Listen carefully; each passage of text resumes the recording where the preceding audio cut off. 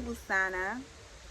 I wanted to do a video today addressing and talking about breastfeeding and how I psychologically have been able to breastfeed for as long as I have, which is about almost 5 months now. Um, I felt this video is important because I don't really see mothers who are breastfeeding exclusively at the nipple, meaning no pumping, no bottles or anything. So for me, being here on the continent, I have been blessed to be able to witness how things are supposed to be done and how things are not supposed to be done.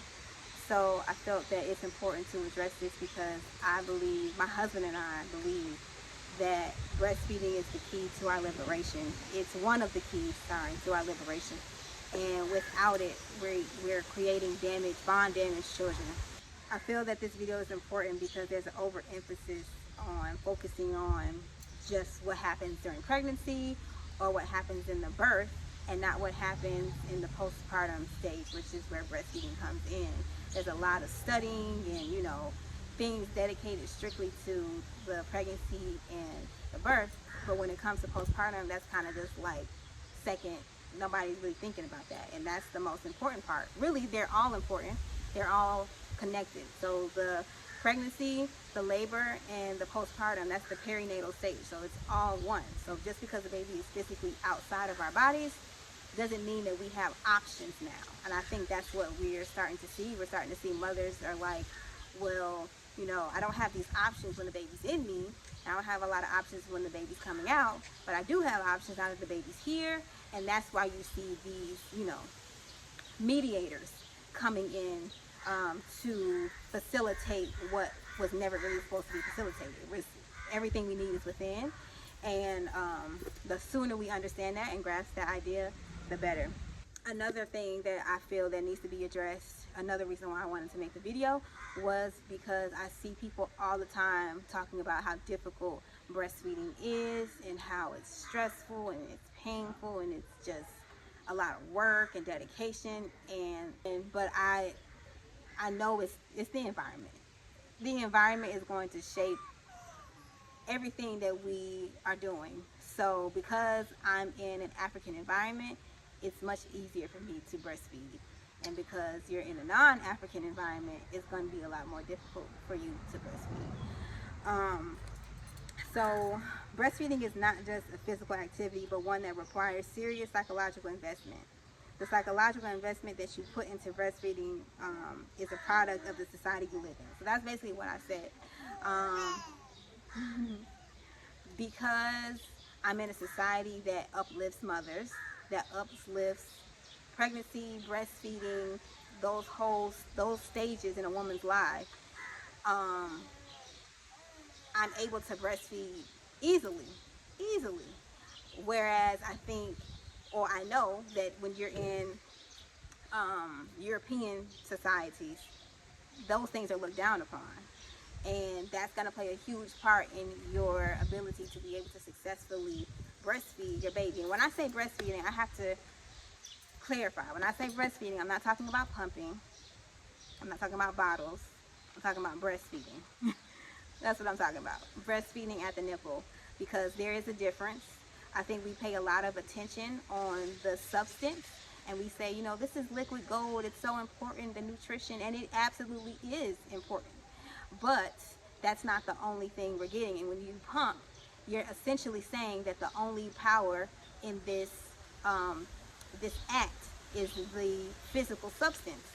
And what my husband and I say is that, well, not just us, Africans know this as well, but in our book, The Father's Trimester, we talk about how it's not just the substance that's important. It's the bond that is being created. It's teaching your child that everything they need is within.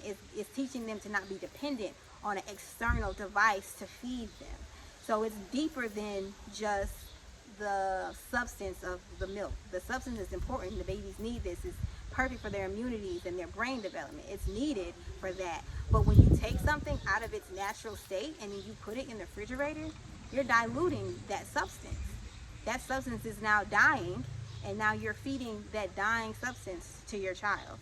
So the Creator intended for us to feed at the nipple for a reason. It was never meant to be extracted and then given to the baby months or days or weeks later. It's meant to come from the mother's nipple to the baby's mouth, and it's meant for us not to necessarily be able to see that process happening. It's a self-trust that you have to have, and that's another way that I'm able to breastfeed, is I trust my abilities as a mother. And America doesn't give you that trust as a mother. You doubt yourself.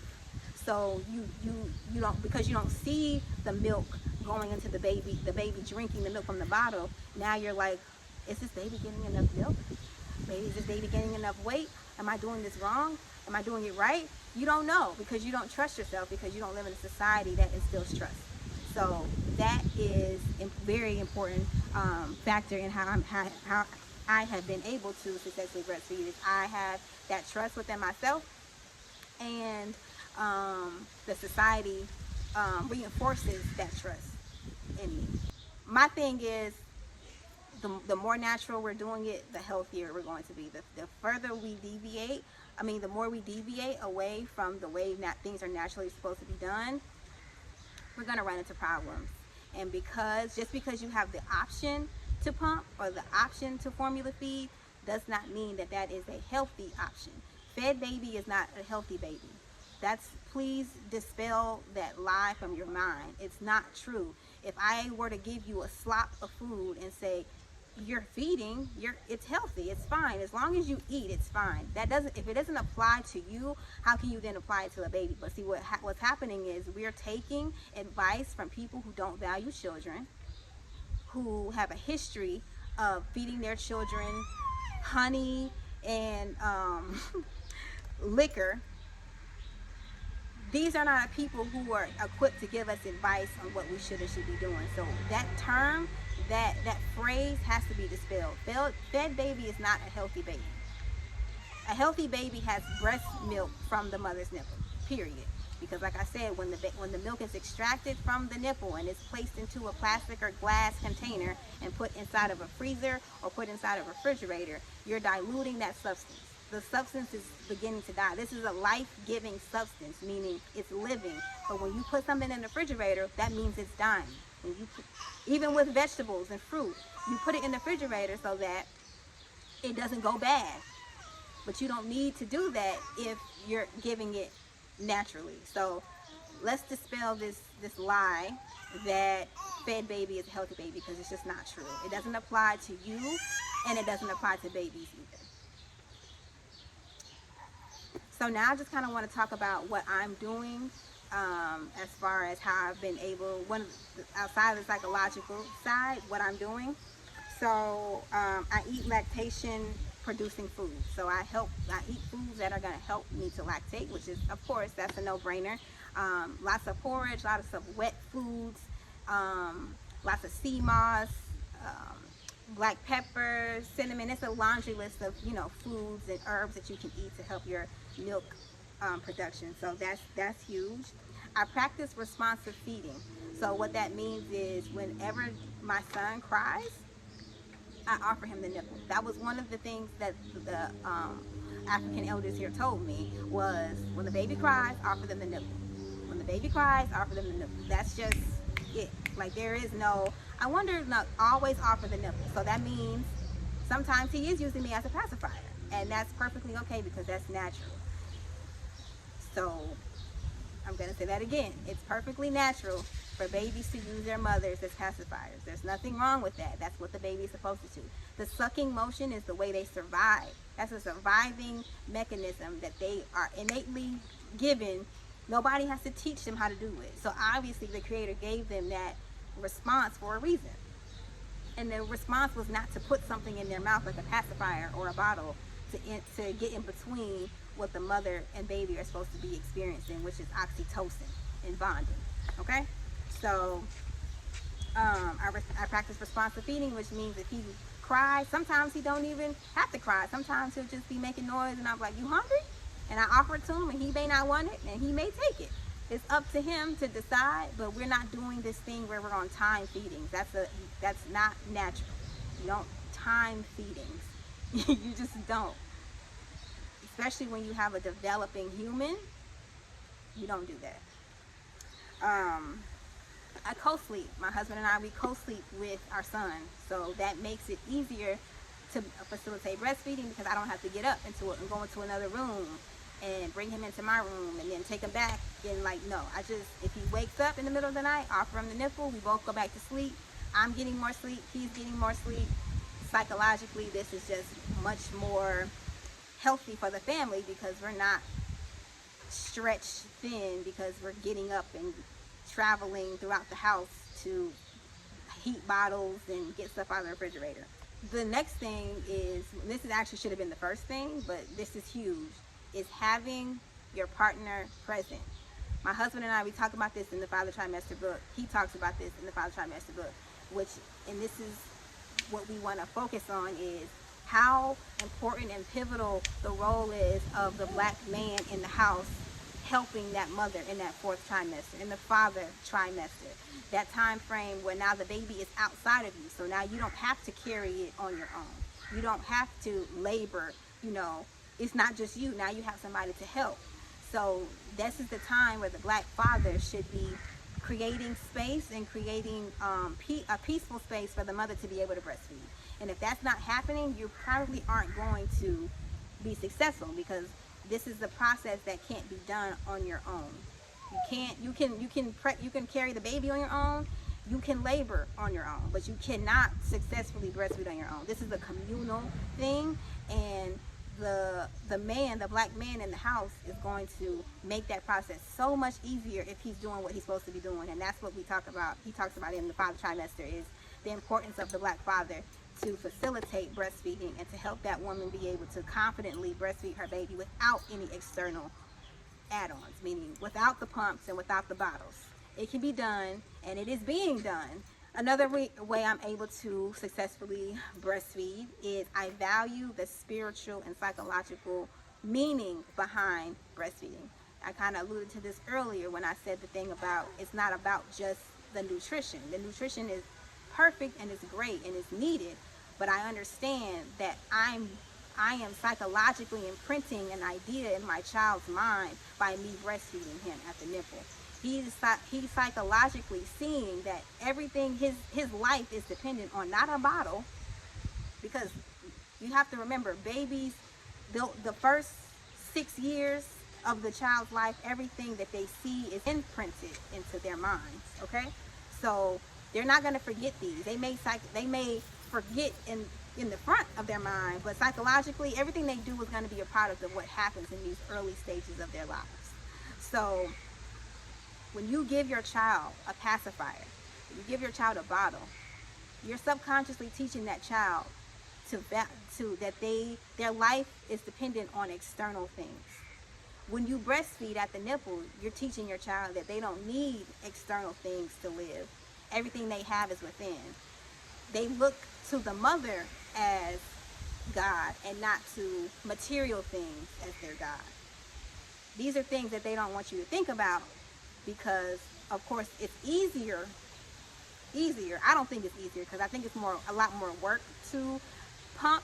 You have to store, you have to pump, you have to do it every 2 hours. You have to freeze it, you got to thaw it out, you got to label it. It's so many steps that goes into pumping breast milk.